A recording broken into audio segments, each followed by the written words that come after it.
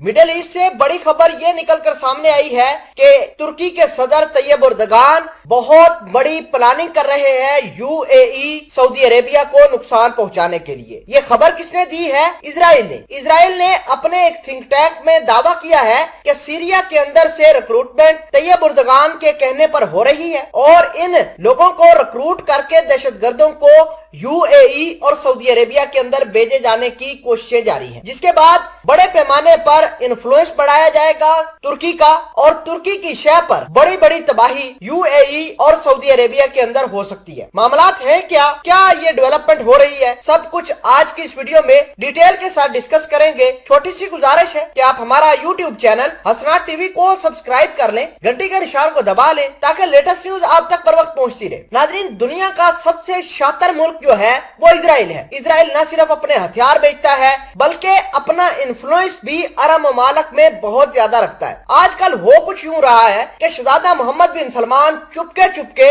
मुलाकातें भी इजरायलियों के साथ करते हैं, उनके फोन उनके कॉल्स वगैरह अटेंड करते हैं और जो इजरायली कहते हैं आजकल सऊदी शहजादा वही काम करते हैं। एक बात तो ये साफ हो गई कि शहजादा मोहम्मद बिन सलमान ने अपने आप को इजरायलियों के हवाले कर दिया। अब इजरायली शहजादा मोहम्मद बिन सलमान को पपट के तौर पर इस्तेमाल करते हैं। यही वजह है कि शहजादा मोहम्मद बिन सलमान के मुल्क की इकोनॉमी बर्बाद हो गई है। अगर बात करें यूएई की तो यूएई ने भी अपने सारे के सारे मामलात जो हैं वो इजराइल के हवाले किए हुए हैं। इजराइल वहां पर लाकर अपने जहाज उड़ा रहा है, अपने मिसाइलों का शो करवा रहा है, बल्कि यूं कहना बात ठीक होगी कि 70,000 से ज्यादा इजरायलियों को सिटीजनशिप अब यूएई देने का फैसला कर चुका है। आपने खबर सुनी होगी कि दुबई के शेख ने ऐलान किया है कि जो हुनरमंद हैं हम उनको परमानेंट रेजिडेंसी यूएई के अंदर देंगे। दरअसल ये प्लान बेसिकली इजरायलियों को ऑफिशियल तौर पर यूएई के बसाने का था। मैं आपको ये बात एक और अहम बता दूं कि Bharat, UAE, Saudi Arabia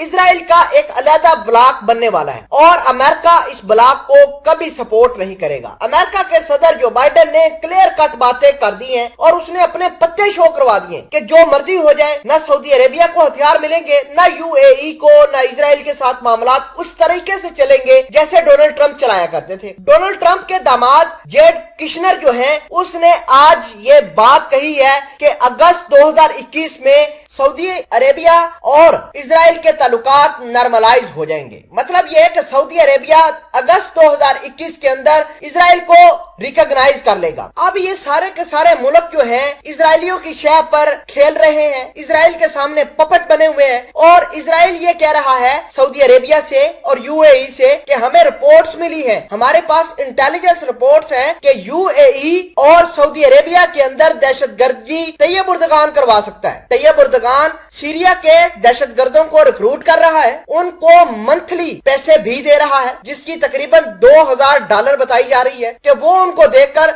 UAE और सऊदी अरेबिया के अंदर दहशतगर्दी करवाएगा। अब खुद अंदाजा लगाइए कि ऐसा मुल्क जिसने पूरी दुनिया के अंदर तबाही मचाई हो यानी इजराइल, वो किस तरह की बातें कर रहा है। यूएई और सऊदी अरेबिया को मुकम्मल तौर पर तुर्की के खिलाफ करके तुर्की को नुकसान पहुंचाने की कोशिश की जा रही है। आपको ये बता दें कि तुर्की ने इस्लामिक लीडरशिप संभाल रखी है। अब Bharat, Israel, Saudi Arabia, UAE को बहुत ज्यादा तकलीफ है कि तैयब एर्दोगान से इस्लामिक लीडरशिप छिन जाए और ये किसी न किसी तरीके से शहजादा मोहम्मद बिन सलमान के पास आ जाए। देखिए, अगर शहजादा मोहम्मद बिन सलमान के पास तो इतनी कैपेसिटी नहीं है कि वो उम्मत मुसलमान के मसाइल हल कर ले, उम्मत मुसलमान के लिए खड़े होकर वो बातें कर रहे हैं। जिस तरह की बातें तैयब एर्दोगान करता है, जिस तरह मुसलमानों को वो रिप्रेजेंट करता है, ये शहजादा मोहम्मद बिन सलमान के पास तो इतनी कैपेसिटी नहीं है कि मुसलमानों के लिए बोल ही सके। ये हमेशा मुसलमानों के खिलाफ ही काम करता है। आपने पाकिस्तान के खिलाफ सऊदी अरेबिया के काम सुने और देखे जरूर होंगे।